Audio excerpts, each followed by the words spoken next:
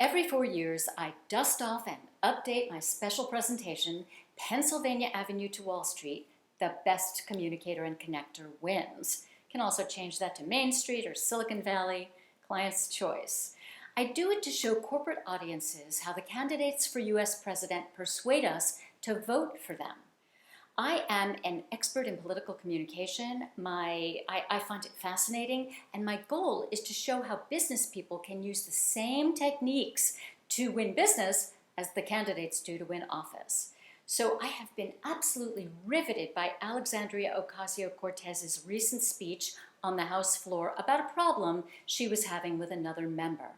I'm not going to get into that, nor am I here to take sides. Instead, I took some time to analyze her speech, and I wanted to show why it was successful.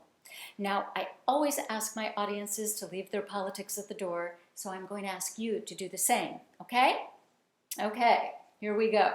First, it was under 10 minutes. She was given an hour, so that is one way to exceed expectations, to be given significant time to speak, then making it much shorter.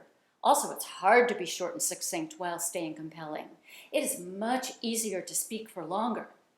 When I did my TEDx earlier this year, I had 12 minutes. It took me a long time and a lot of work to get it right. So start thinking about how you can keep your remarks short as well as engaging. Second, it was very personal. She let us in a bit by telling us some things about herself, such as having had past jobs as a waiter and bartender. She told us a little bit about her parents and their expectations of her. These personal stories enable us to connect with her. She is now a congresswoman, so it's aspirational. It gives people hope that if she can do it, we can do it. Sharing some of your struggles is an excellent way to develop followership. No one lives a perfect life. Third, this was a fairly formal speech, and so she was able to utilize some fairly formal rhetorical techniques, including the repetition of a word or phrase to emphasize an idea and add rhythm to a speech. There are technical names for these techniques, and they famously have been used by people like Martin Luther King in his I Have a Dream speech and by Winston Churchill in his We Shall Fight speech. Check those out.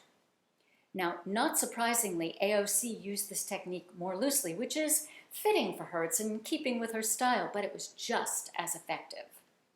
Finally, her delivery. It was calm. It was deliberate. Her rate of speech was about 130 words per minute, which is a good, moderate rate, giving people time to digest what she was saying.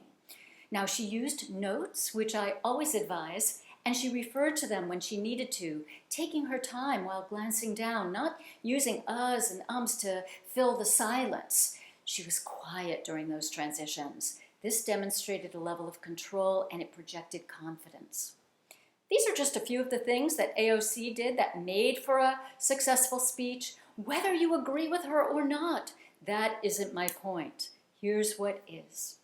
Her ability to communicate has clearly opened doors for her, and I guarantee you, if you get better at this, it will do the same for you. I would love to know what you think, and thanks for watching.